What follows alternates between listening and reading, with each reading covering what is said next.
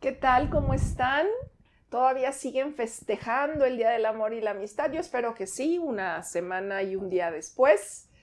El día de hoy, después de preguntarles que cómo están hoy y cómo están sus emociones, como dijimos la semana pasada, vamos a hablar de cómo remediar la ansiedad, que lo han pedido mucho, o que demos consejos prácticos y breves para no sentirnos ansiosos.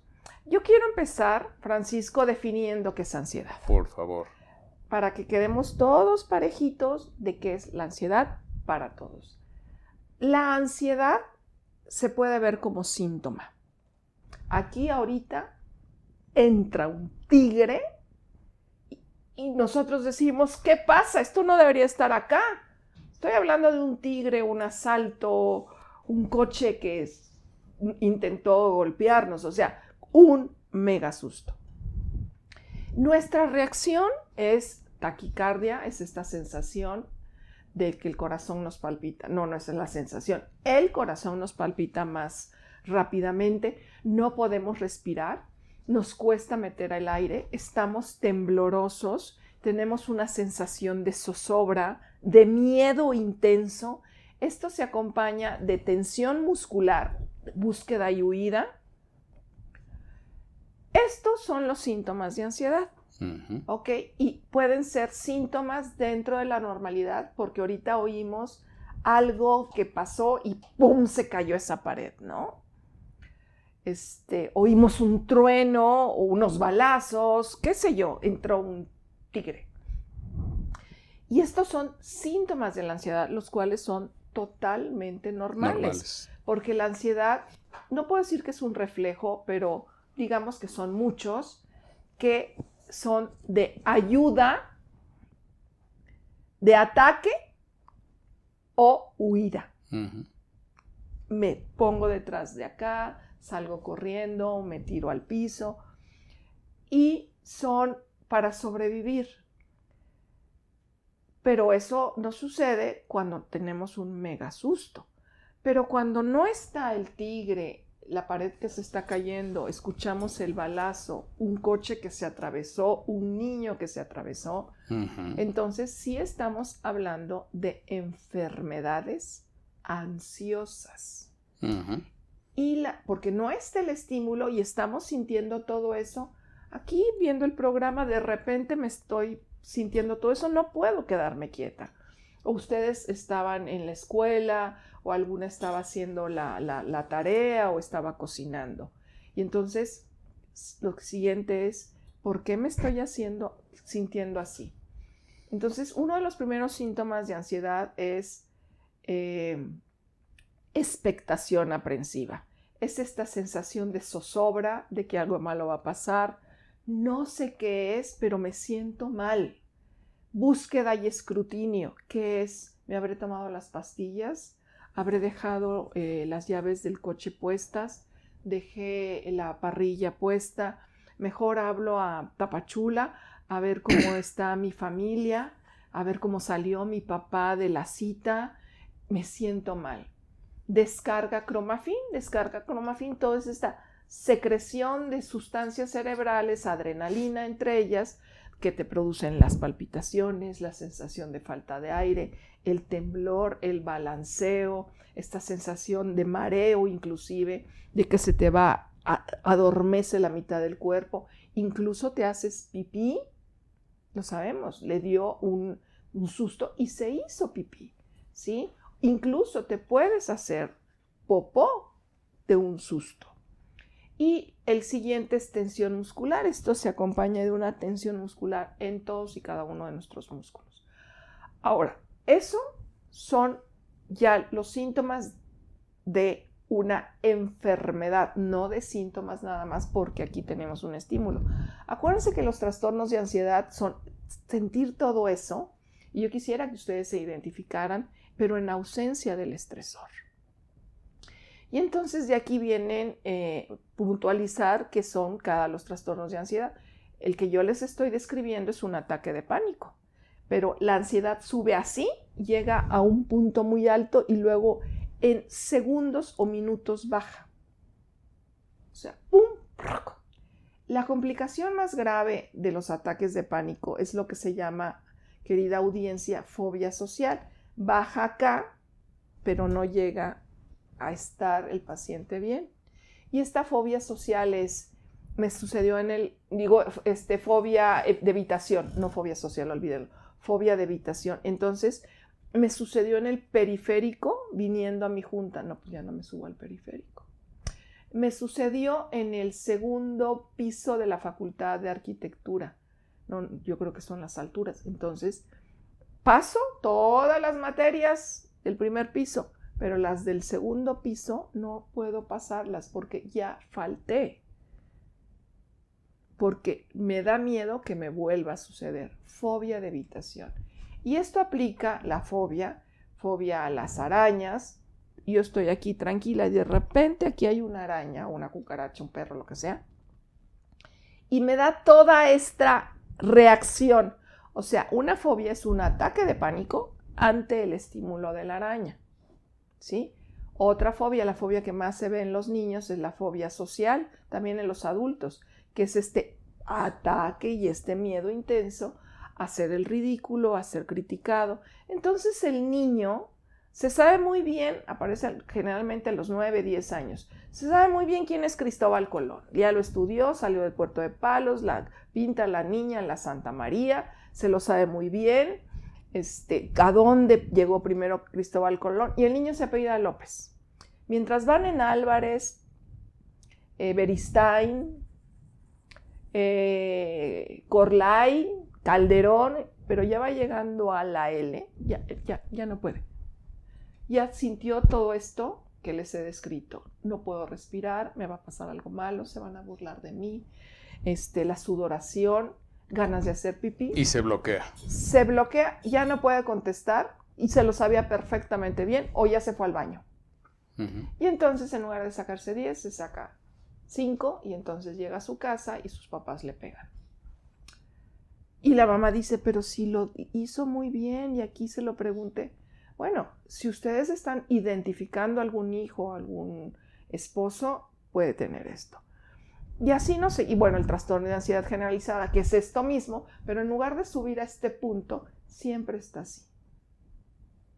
Entonces, estas son las enfermedades de los trastornos de la ansiedad. Ahora, el motivo del programa es ¿qué podemos hacer cuando tenemos síntomas de ansiedad? Y nuevamente, queridísima audiencia, una cosa es tener síntomas de ansiedad y otra cosa es un trastorno de ansiedad. Entonces, ¿qué tenemos que hacer? Y nos pidieron remedios y recomendaciones, consejos rápidos y fáciles. ¿Quieres empezar? Bueno, si me permites, voy a tocar tantito tu terreno y tú me vas a corregir porque tú eres la experta. El Homo habilis, que el primer ser humano que tenemos conocimiento, vivió desde hace 2 millones de años. Y la amígdala le servía para atacar. La amígdala cerebral. De acá. Sí, no la de acá, porque de repente un día hablaba yo de la amígdala y me decían, no hombre, ya mi vida está fregada. ¿Por qué? Pues me la quitaron de pequeño. ¡Ay, qué bonito! Me la quitaron de pequeño. Sí, qué bueno que corrió. ¡Qué linda la amígdala, que quiere decir almendra en latín, ¿no? Y tenemos dos, siempre van en pares en el cerebro. Bueno, al señor y a la señora Sapiens hace 200,000 años y al Homo habilis hace 2 millones de años, le servía esa estructura cerebral, la amígdala, por si veía un tigre, córrele. O si tenía que agredir y cazar y se juntaban varios, pues entre 4, 5, 6, vámonos de cacería y con furia, porque si no, no cazaban nada y se morían de hambre y tenían que mantener a su familia, ¿no? Entonces nos sirve para atacar o huir, como dicen los norteamericanos. Fight, pelea, or fly, vuela. También nos sirve para quedarnos paralizados, porque de repente puede ser en supervivencia. Si un oso nos ve y dice, este guate, ahí está Francisco, ahí está la doctora, me los voy a almorzar, pero nos quedamos paralizados del miedo, pues se descoloca el oso y dice, bueno, estos guates están moviendo hace rato, no se quedan, me habré equivocado, son unos árboles. Bueno, hasta nos puede servir para eso. A lo que yo iba. El doctor Herbert Benson que él era el director de la Escuela de Cardiología de Harvard, en 1977 se dio cuenta que había unos monjes en el Tíbet que con el hecho de cerrar los ojos mejoraban mucho su cuestión cardíaca. Él estaba en el área, digamos, trataba de estar buscando los remedios de esta gente que padecían de hipertensión y problemas cardíacos muy severos, pero él de repente en un viaje al Tíbet se dio cuenta, bueno, un viaje a Asia, se da cuenta en el Tíbet que estos monjes lograban controlar su presión arterial y muchos otros elementos bioquímicos, triglicéridos, colesterol, todo, con el simple hecho de cerrar los ojos. Claro, no era el simple hecho de cerrar los ojos. Eran monjes tibetanos que estaban en monasterio y tenían años aprendiendo a meditar, que es para dónde vamos. La meditación, en aquel entonces, bueno, no tenemos que volvernos meditadores expertos, y menos budistas tibetanos o budistas zen, pero se occidentalizó el término y ahora lo que está en boga, lo que digamos se normalizó, incluso está en la Universidad de Harvard, en la Universidad de Ciencias de la Mente y de la Salud de Harvard, es el mindfulness, vamos. ¿Cómo tienes que aprender a respirar? ¿Por qué? Porque cuando la doctora decía, yo veo un tigre, y pues claro que me altero todos nos hacemos pipí si vemos el tigre en la realidad. El gran problema que hoy por hoy estamos viendo tigres en nuestra recámara, en el baño, en el conductor de al lado, en la casa del vecino de junto, con la pareja. Es algo que estamos creando. Nuestra mente empieza a divagar y al divagar de repente pierde el control, pierde el autogobierno y se va. Y mucho, por ejemplo, hay una área de la psicología que se llama las ciencias cognitivas. Las ciencias cognitivas estudian qué es lo que está pasando en tu cerebro para que te angusties. ¿Por qué estás viendo tigres en tu recámara cuando tú estabas muy tranquilo? Pero ya empieza la mente, la mente desgobernada, a suponer, bueno, ¿qué va a pasar mañana? Mi novia me va a decir que sí, que no, el día me le voy a declarar el 14 de febrero, en retrospectiva, y qué tal si me dice que no, y si me dice que no me voy a poner muy triste, y mejor ya estas flores ni se las llevo, o sí se las llevo, o los chocolates, o voy a pasar mi examen. Entonces, estamos viendo 24/7 esos tigres. Entonces, hay que controlar el pensamiento, y una forma de controlar ese pensamiento desgobernado es la respiración, y ese es el secreto de la meditación, que uno se concentre en la respiración, no en toda la serie de ruidos. Ahorita tú mencionaste un apellido Bernstein. Curiosamente, Arthur Bernstein, uno de los, no sé si todavía viva, pero uno de los pianistas más importantes del mundo, de la historia de la humanidad, él de repente le preguntaron, maestro, ¿por qué cuando tocan otros maestros, otros directores, tocan la misma canción, se escucha en su caso muy distinto? Sí, la misma partitura, es la misma canción, la misma filarmónica. ¿Qué pasa? Es que los silencios son fundamentales y yo respeto mucho los silencios. Eso es lo que tenemos que aprender a meter, porque en nuestra cabeza hay mucho ruido. ¿Qué tenemos que aprender a meter? Silencios. Por eso el mindfulness, la respiración. Mindfulness es una palabra norteamericana que literal quiere decir atención plena. Si yo dirijo mi atención plena a mi respiración, cómo entra el aire un poco fresco, cómo sale sin forzarlo, ya no estoy pensando que si mi novia, que si no hubiera hecho esto, que si no hubiera hecho aquello, que si me van a decir, que si voy a llegar a fin de mes, que si lo que pasó con mi abuelita, que si la culpa, el remordimiento. Estamos en el aquí y en la ahora. Eso es lo que dicen las ciencias cognitivas y la psicología, que es lo que nos hace entrar en ansiedad.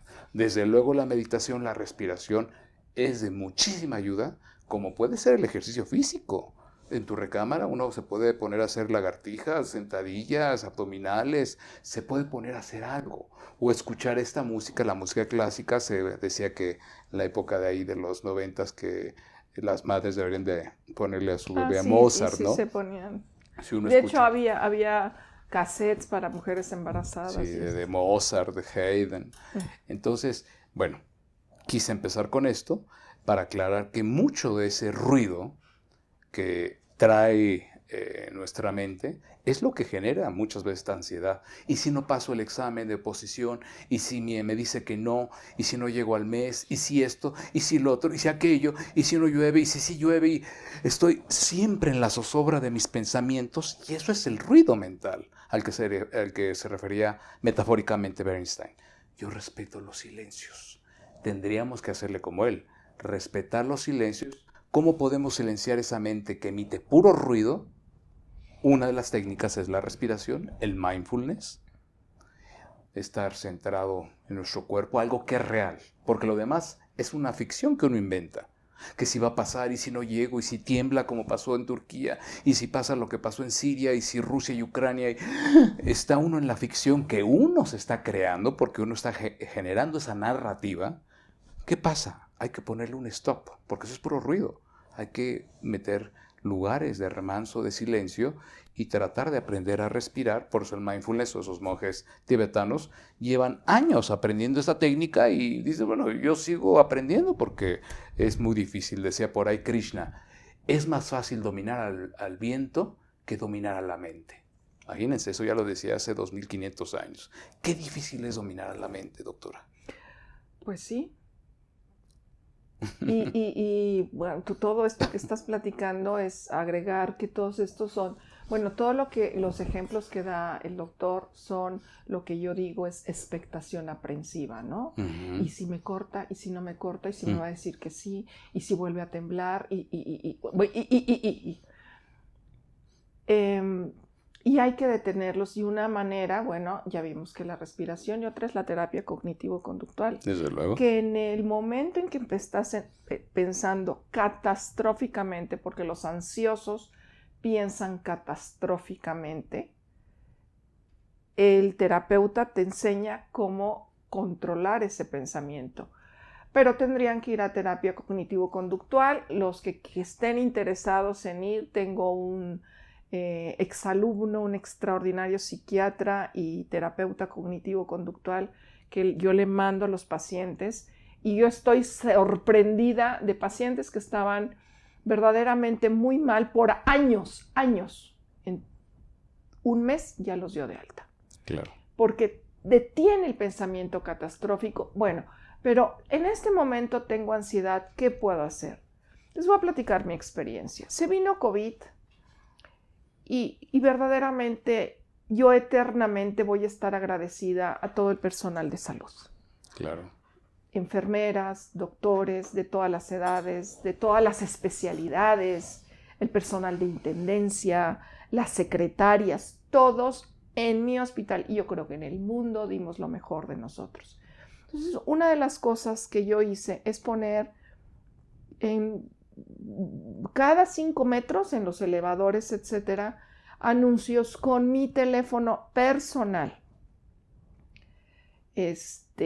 Amigo trabajador, no estás solo en esta lucha. Si tienes estos síntomas o quieres platicar, marca a la hora que sea, las 24 horas del día. Entonces yo recibía llamadas a mi celular, aparte que me ofrecí como voluntaria para dar malas noticias. Bueno, esa es otra historia.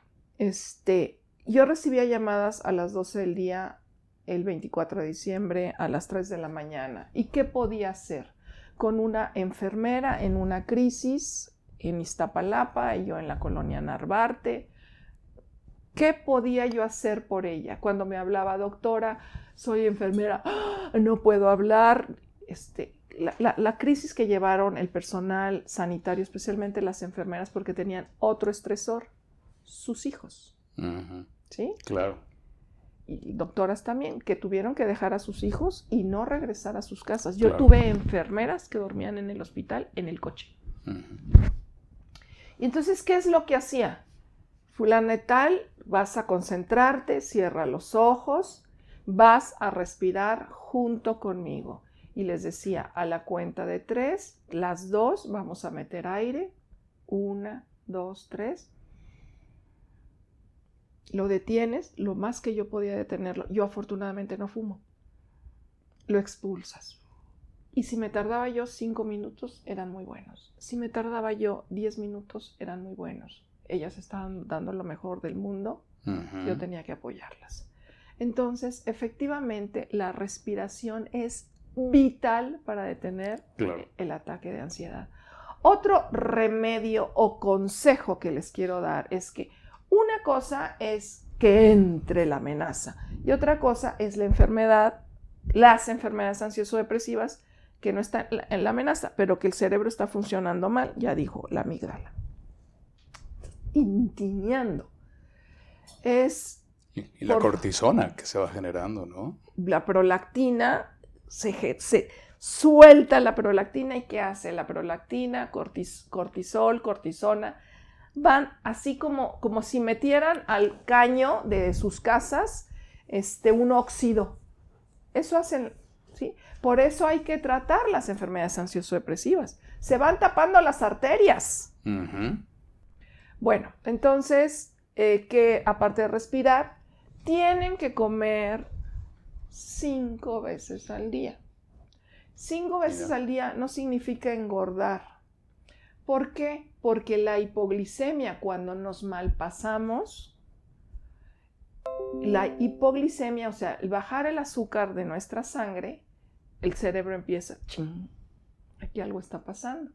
Y entonces ustedes lo han notado, te malpasaste, tuviste un susto, la palpitación, la descarga, no me siento a gusto. Y entonces este revuelo, no revuelo, no, ¿cómo se dice? Este consejo de nuestras abuelitas, tómate un dulce. ¿Ya vieron por qué se desencadenó la ansiedad? Porque también los síntomas de ansiedad son síntomas de otras enfermedades. Claro. ¿Sí? Entre ellas la hipoglicemia. Otras enfermedades que producen ansiedad, el feocromocitoma, otras enfermedades que están íntimamente asociadas a trastornos de ansiedad, el trastorno bipolar. Ujú. El paciente con trastorno bipolar va a nuestro consultorio porque tiene ataques de pánico. Entonces, lo que yo a mis alumnos siempre les explico, los ataques de pánico son la máscara, ¿sí?, del paciente bipolar. Le quitas la máscara y aquí está toda la bipolaridad. Claro. Entonces, pacientes, por ejemplo, con hipertiroidismo, de repente no pueden, tú los ves, suben, bajan, pueden tener hipertiroidismo. O sea, hay situaciones físicas que nos producen descargas, vamos a decir descargas, que nuestra amígdala esté tintineando, ¿sí? Y produce todos los síntomas de ansiedad, que ya vimos que pueden ser síntomas totalmente evolutivos para sobrevivir. Ujú. Pero cuando esto se sigue y estamos secreciones de cortisol, secreciones de prolactina, meterle a las arterias, como si dejáramos caer, hay vidrios y navajas y se van lastimando en todas nuestras arterias, todos nuestros muchos sistemas. Se segregan citocinas, que son células inflamatorias que producen mucho daño. Entonces, hay que detener el ataque con terapia, con respiraciones. Yo verdaderamente les recomiendo que busquen ayuda, ¿sí? Tal vez este no sea un remedio, pero sí es el mejor consejo. Claro. Y que busquen ayuda médica, porque si esto se sigue, hay daño estructural cerebral. ¿Qué estresa a un niño? El hambre, el dolor y la falta de amor. Entonces, ¿se acuerdan del programa pasado que decíamos que el amor hacía que el niño hablara, que el niño caminara, que el niño gateara, que balbucea, que el niño de repente va gateando y se detiene y su mamá le habla, es amor? Entonces el niño ya la tiene introyectada y dice, no, pues por aquí anda, entonces voy a tener confianza y seguir caminando. Entonces, cuando estas situaciones, hay estresores, no se producen, como en los trastornos ansioso-depresivos, hay daño cerebral. Antes se pensaba que la depresión era psicológica, que los trastornos de ansiedad era porque no le echabas ganas, pero no, son enfermedades que ahora las vemos el cerebro como está, tintineando. ¿Qué otra situación? Sin duda las psicoterapias. ¿Por qué? Porque ya puedo identificar qué es lo que me pone ansioso cuando mi jefe levanta la voz. Claro. Tiene que ver con mi padre que me pegaba, qué sé yo, esas cosas tú las manejas maravillosamente, yo soy un ignorante. Pero fíjate, doctor, esta que comentaste hace rato, si querían como algunos consejos rápidos, digo, no hay nada rápido en la vida, pero el hablarlo con otra persona, que no sea necesariamente, obviamente lo ideal es un personal de la salud, pero de la salud mental, pero si no puedes hablarlo con tu coach deportivo, con tu vecino, tu amigo, tu amiga, hablar de lo que tú sientes, con alguien con quien tengas vínculo, porque se ha visto que cuando hay esta posibilidad de generar una narrativa y de vincularnos con un otro, y que el otro nos escuche, no nos va a dar ningún consejo. Con que nos escuche, reduce la ansiedad. Háblale tu mejor amigo, tu mejor amiga, el coach, el entrenador, el maestro que te cae tan bien y que siempre te escucha. Eso puede ser una situación de emergencia en el momento. La respiración, como comentamos, el salirse a caminar, el ejercicio. Otra. Hay medicamentos ansiolíticos que no producen adicción. Los ansiolíticos es un mito que producen adicciones. Además, cuando uno trata la ansiedad, el chiste de tratar la ansiedad farmacológicamente es que se te quite. Claro. Y en cuanto se te quite, ya dejas de tomar las medicinas. Y eso de que vas a ser adicto, eso es una falsedad. Claro, claro, sí. El ejercicio, no te tienes que ir a inscribir al gimnasio, puedes salirte a caminar con una cierta velocidad. Es importante que esa oxigenación que no se dé porque uno está angustiado y cae uno en esta situación, sino que a lo mejor uno está caminando un poquito rápido, o uno se pone a hacer ejercicio, uno puede platicar con alguien, o uno puede escribirlo. Si tú puedes escribir lo que estás sintiendo, es una forma, es como un otro imaginario, lo estás escribiendo, y por ahí alguien decía, si tú ponte un papel chiquito y escribe todo lo que te estás pensando y todo lo que está sucediendo. Si lo puedes poner en un papel de este tamaño, tan pequeño, quiere decir que a lo mejor no es tan fuerte, no es tan relevante, si lo puedes poner en un papelito de este pelo. Entonces, bueno, veamos cómo es una creación de nuestra mente de nuevo, ¿no? El escribir, el que podamos respirar, el que podamos vincularnos con un otro, salirnos a hacer ejercicio, a caminar, a hacer alguna actividad, obviamente frenar ese pensamiento que de repente nos está llevando al futuro o nos regresa al pasado, pero nos impide estar en el presente. ¿Estamos volando al futuro para angustiarnos o estamos retrocediendo al pasado para deprimirnos y sentirnos culpables? Pero el presente, como en una máquina del tiempo, pues desaparecemos. No sabemos vivir el aquí y el ahora. Bueno, yo como médico, como doctora y como psiquiatra, yo creo que el mejor consejo es que si te identificas o identificas a alguien con estos síntomas, vayas con el psiquiatra, ¿sí? ¿Por qué?